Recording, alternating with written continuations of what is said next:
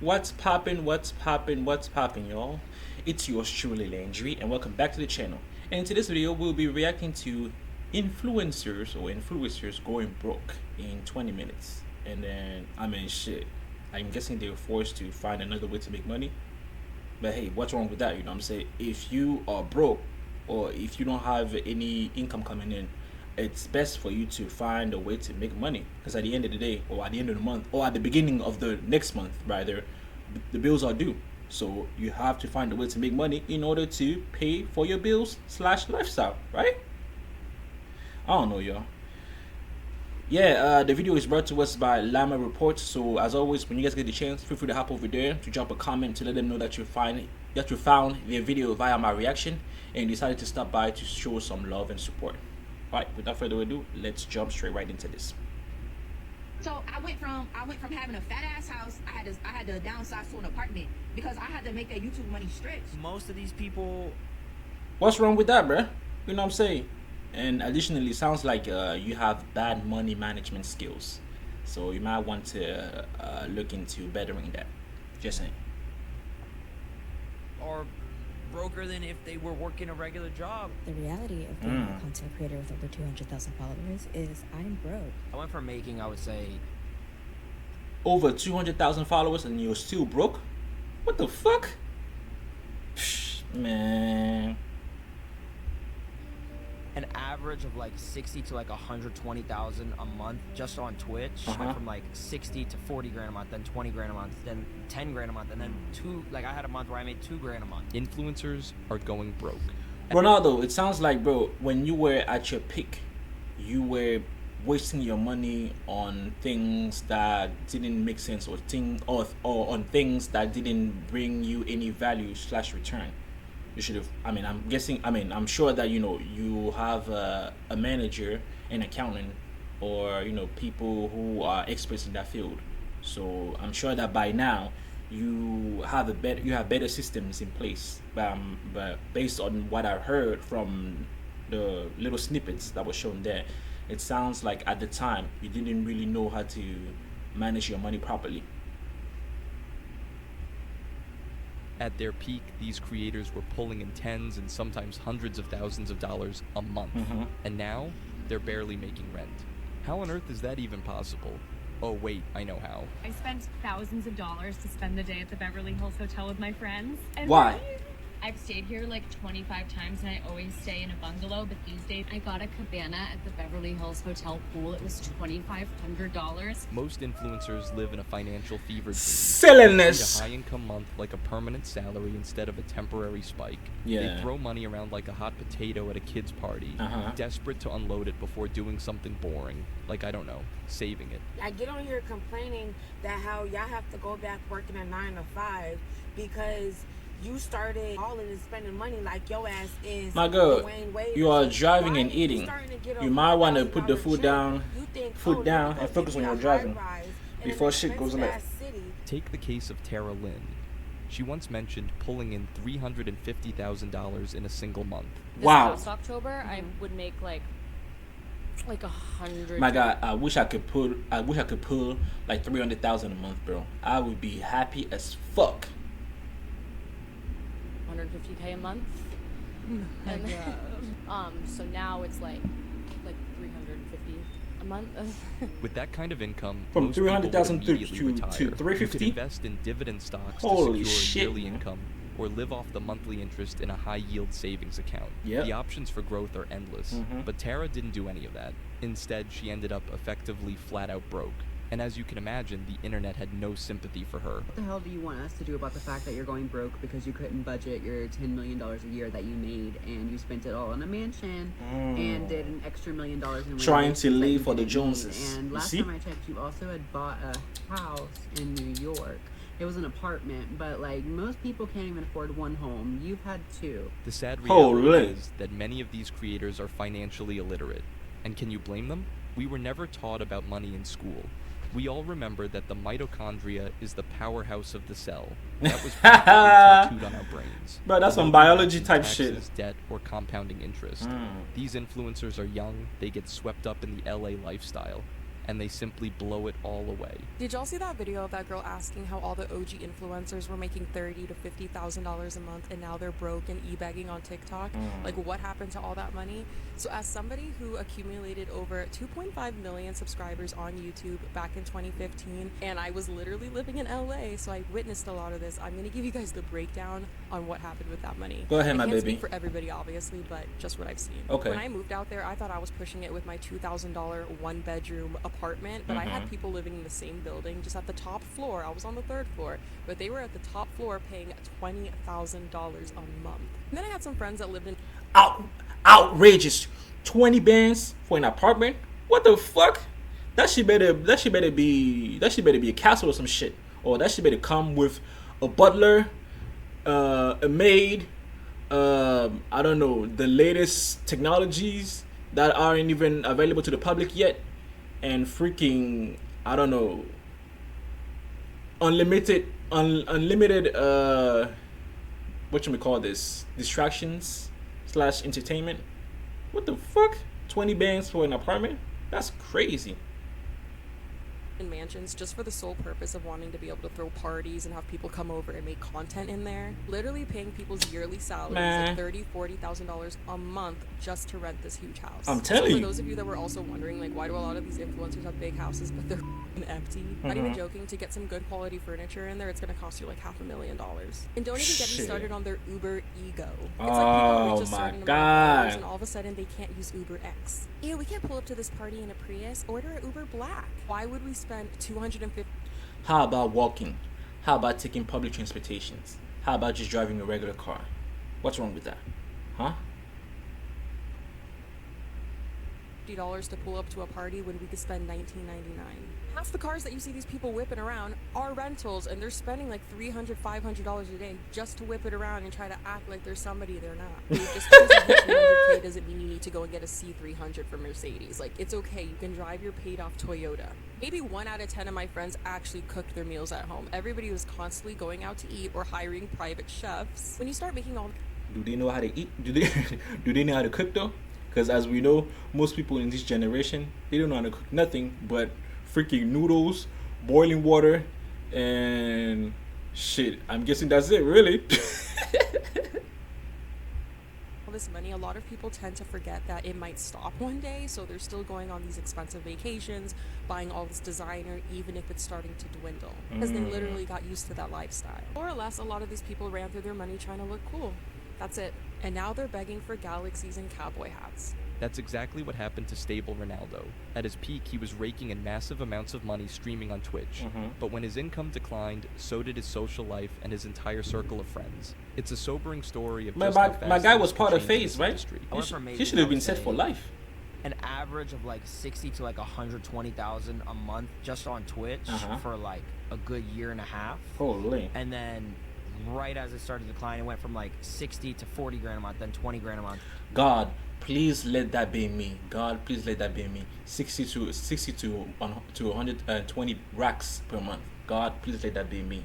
Please, please, please, please, please.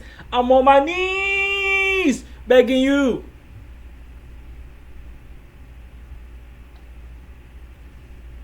Then 10 grand a month, and then I had a month where I made 2 grand a month. Like I just, how are you okay seeing those numbers? So I wasn't. I was spending around. I lived in LA at the time alone, and obviously my numbers go down. Friends stop hitting you up. Certain people, like friends I thought I had, like aren't my real friends. Family, like different type thing. Past relationships. You know what I'm saying? There was a lot that happened, but I lived alone, and I had my rent. My rent was like $5,000 a month at the time. Telaria, by the way, in Burbank. That place is $5,000 a month, and I lived in a little square. It was the worst ever. I love living there low key, but it was not worth it. But I was paying like $5,000 a month, and then my expenses, like when I would go shopping, I'd get depressed shopping. People do that, or like depressed shopping, buy food or whatever. What the heck is that? I was spending more than I was making a month. Okay, so it's that's not like some rich people creators shit. Are just irresponsible depressed with shopping. money, but others are trapped in niches that require constant spending just to stay relevant. The disaster begins the moment their spending outpaces their income. If we look at the car community on YouTube, Hoovie's Garage is the perfect example of this. Tyler Hoover is known for buying unreliable cars and documenting the fallout with humor. The problem is, he has to up the ante in every video just to keep people from clicking away. What he didn't realize was just how much he would eventually owe in taxes for every one of those purchases. So about a month has gone by since I walked Boy, through oh some boy, oh all boy. of those cars, and in the meantime, I had a guess on how much taxes that I owed, and it turned out, I guessed very, very wrong. I owe about double what I thought, over $500,000. So I'm gonna have to sell a lot more cars and have sold a lot more cars. $500,000 in debt? Yeah, bro. That's a mortgage on a house you Gotta can't take even care live of in. that, man. But other creators You have don't want them suffered worse boys on your fates. back, bro. Take Tall Guy Car Reviews. He built his following by showing off his move from a Hellcat to a Lamborghini, making everyone think he was living the ultimate YouTube success story. But in 2022, it all started to crash. It came out that he'd filed for bankruptcy and actually had to sell the rights to his own brand. Before long, the famous cars Holy were shit. gone, he stopped uploading, and the channel just kind of faded away. But this problem isn't limited to the car world. We're seeing the same thing happen with beauty and fitness influencers. This, my friends, is Australian influencer Christy Swaddling. She has over 121,000 followers on her Instagram, where she flaunts her luxurious lifestyle, her designer bags, expensive cars. Come with us to get our new car. Girl, I mean, she must be rich, right? She has followers worldwide wishing they could be like her, live like her, carry Louis Vuitton handbags and Prada, drive around in muscle cars. The kind of content that she posts might seem cute and funny and relatable, but it actually denotes the uncomfortable truth that far from living the luxurious influencer lifestyle that you're led to believe, Christy is literally broke. While rich influencers... She's a liar! Most creators never even reach that level of wealth. They are stuck in a constant grind for followers, views, and brand deals. It can be overwhelming and it rarely pays off. Sometimes I feel like I'm never going to achieve my goal or my dream of becoming a full-time social media influencer or content creator because of my financial situation, and it gets really discouraging because it's almost as if you can't or you shouldn't work so you could actually dedicate like a full 40-hour work week to just pursuing content creation, creating content, posting it, all of that. And it's almost as if you have to like be married to somebody who is rich, or you don't have to work in that relationship, or you have parents that can provide for you, and it's really hard if you're providing for yourself.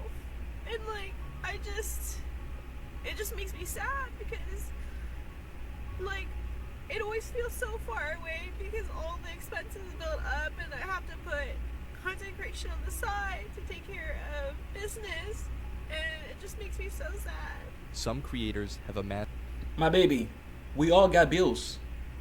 So what are you gonna do until you stop hopping? You gotta get a job, bruh. You gotta get a job, bruh. You gotta get a job, bruh.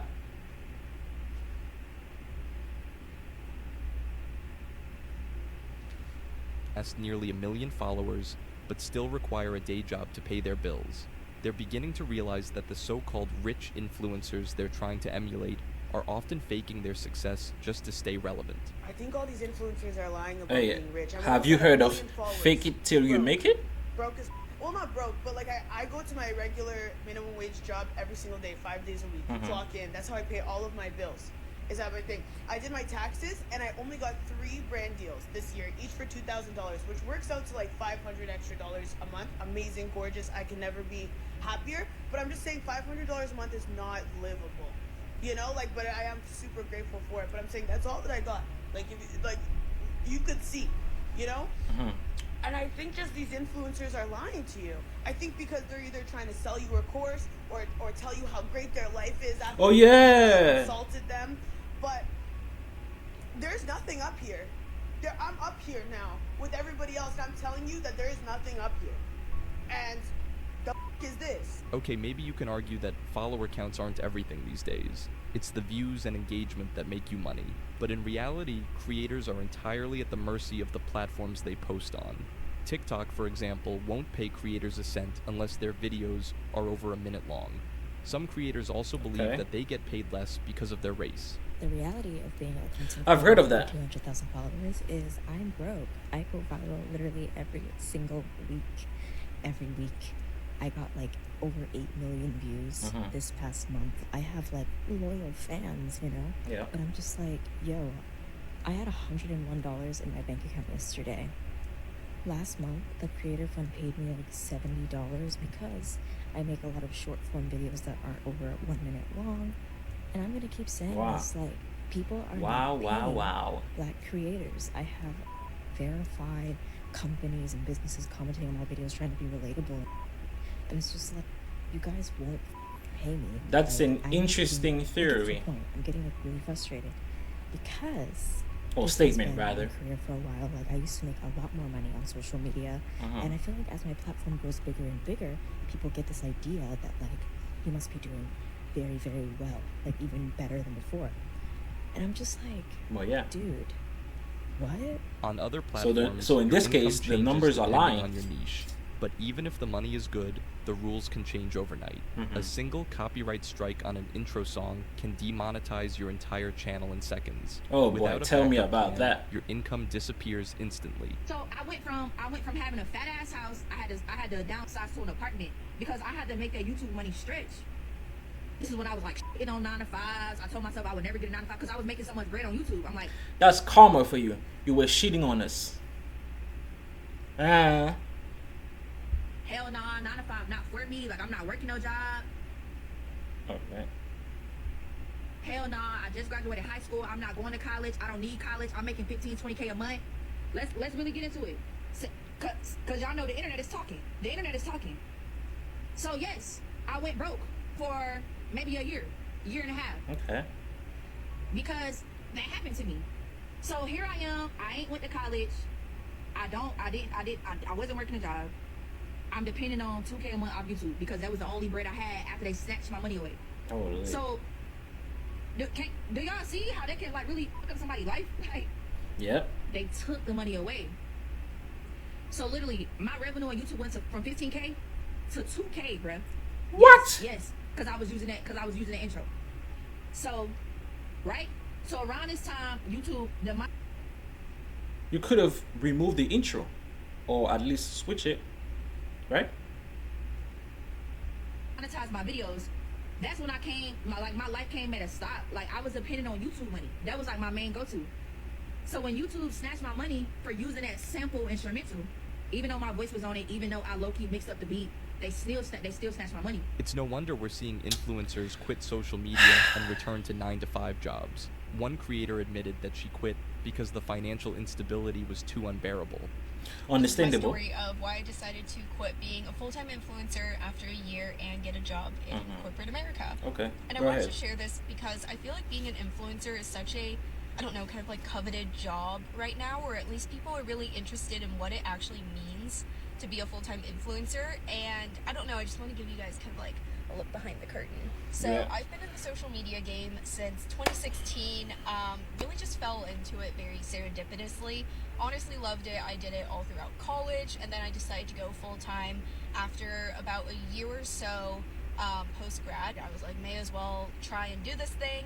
And after a year, I was like, you know what? I just don't think that this is for me. So reason number one why I decided to not be a full-time influencer anymore is honestly money. This came down to stability and my long-term goals, and I felt like I could just reach those financial goals quicker if I wasn't an influencer, essentially freelance, and I just had a very stable and traditional job. I honestly think that in order to be a full-time influencer or just working freelance in general, you have to be very savvy with your money. Like, you have to be financially responsible because your income will ebb and flow. The same thing applies if you work a 9 to 5. More than I ever thought was even imaginable from sponsorships, and then I would have months at like the start of the year or just, you know, like during those dead times where I would honestly have like maybe one sponsorship and I didn't really have any money coming in. So I'd have to be really smart with my finances and just like budget everything to a T. I also may have jumped into being a full-time influencer sooner than I wanted to, and I had to bust my ass to honestly make as much money as I wanted to every month. I was taking on, I'm not even joking, like 12 sponsorships a month. That's a lot, just to make ends meet. Relying on 12 sponsors a month is like running on a treadmill you can never get off. At that point, every video you post has to be an ad. But if you turn your brand into a 24-hour infomercial, your long-term credibility could suffer. After all, if every product is supposedly the best you've ever used, the audience stops trusting you. Eventually, your influence fades and the sponsors disappear, leaving you broke and burnt out. So what is the lesson in all of this? It sounds like to survive long-term, creators have to build a brand first, not just a portfolio of sponsors. This requires winning over an audience with a unique personality or skill set before ever trying to sell a product. It's a grueling process that doesn't pay off in the short term, but it is the only real path to lasting success. Here's why your favorite influencers that you want to trade lives with probably... You also forgot to add, you should invest your money and live below your means. Probably aren't living as lavish of a life as you actually think. For starters, most people think that you just make money by posting your life on Instagram and TikTok. But in actuality, they don't really pay you anything, maybe pennies on the dollar for views. And there's a huge difference between followers and customers. Yep. Now, how your favorite creators actually make money and create a life of freedom for themselves is by creating a personal brand. You see, you create a personal brand where you have a certain demographic or audience that resonates with what you have to say or what you're exuding to the world. Then people get to know, like, and trust you enough to buy your product and service that you're pushing to the audience, and that's how you actually make money. Having a personal brand is probably the biggest asset that you could own in 2026, because once you've cultivated that community and you have something that resonates to a mass audience, then you can create your own business on top of that and sell to people that you're trying to help, and then it's your own. I can see that. See, that's where I realized a few years ago that, like, influencing wasn't for me, but creating a business and a personal brand was. See, I wasn't trying to look cool on social media or get a bunch of views, but I was trying to resonate with a certain audience and help as many people in a positive way as I could. Just by being authentic and consistent, fast forward 4 years later, and I've been able to scale a 7-figure company all through my personal brand. And no, it's not all roses and butterflies. There's a lot that goes into it between employees, customers, financing, systems, insurances, everything in between that you could think of, and every day there is some type of a fire. But I wouldn't want it any other way, and I truly do feel extremely blessed for the life I've been able to build for myself. So the next time you see your favorite influencer get all these views or all these likes, think about a personal brand in the end and see what they're actually doing. And then maybe you might not want to emulate their life because it's just all fake. Once a brand is established, creators can take on sponsorships, but the most successful eventually pivot from selling other people's products to launching their own. They leverage the trust they've built to create income streams they actually control. But even at the top, longevity comes back to financial responsibility.